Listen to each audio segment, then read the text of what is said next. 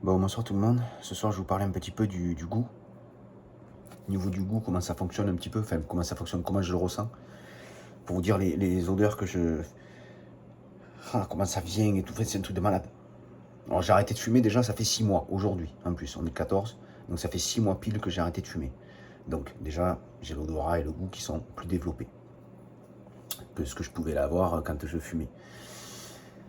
Vous allez voir, c'est un truc de dingue, ces trucs que je ressens.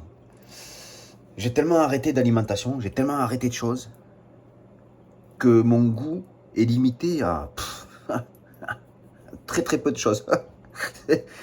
C'est comme si j'avais mis mon goût en sommeil. Mes papilles, c'est comme si j'avais mis mes papilles en sommeil.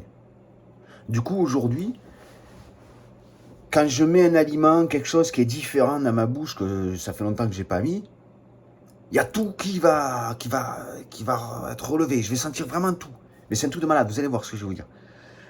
Alors, sachez que pour la viande, ça fait longtemps que j'ai pas mis à la bouche. Mais jamais plus à la bouche depuis que, quand j'ai la même chose que ça faisait longtemps que j'avais pas mis à la bouche. J'ai voulu en remettre à la bouche et avant que j'arrête de fumer, pour vous dire que c'est la vérité ce que je vous dis.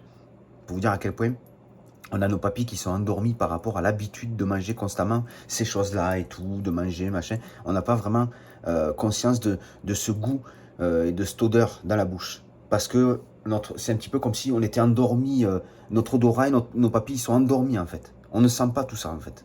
Vous allez voir à quel point quand on se prive vraiment de ces choses-là, à quel point on peut ressentir les choses, mais c'est un truc de malade.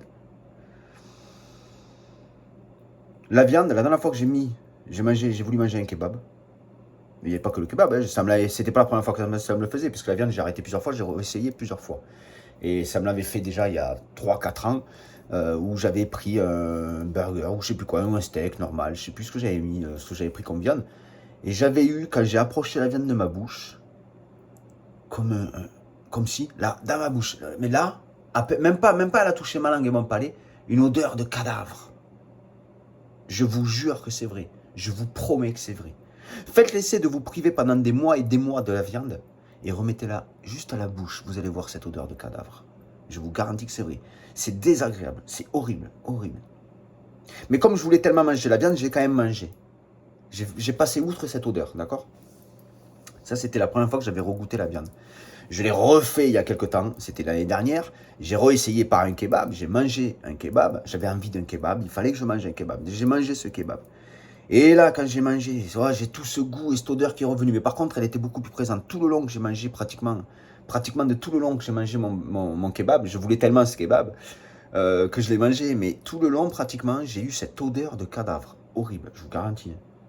Je vous garantis, c'est horrible. Mais à l'intérieur de la bouche. C'est comme si l'odeur, vous ne l'avez pas sous le nez, vous l'avez dans la bouche, vous le sentez dans la bouche. C'est horrible, c'est horrible.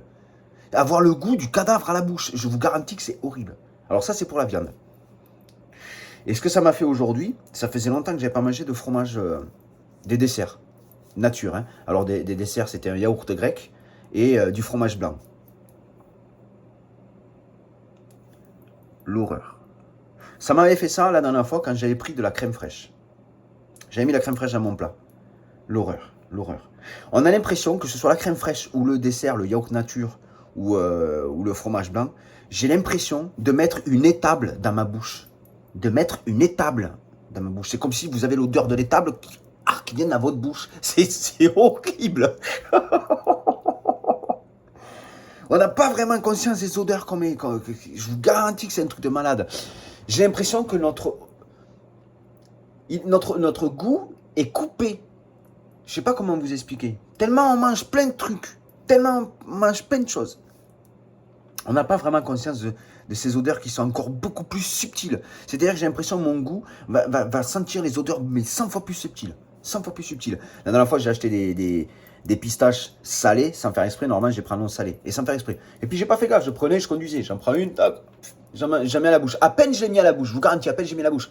Je l'ai recraché de suite. Pourquoi? Parce que j'ai senti comme si je mangeais de l'eau de mer. Comme si j'avais de l'eau de mer à la bouche.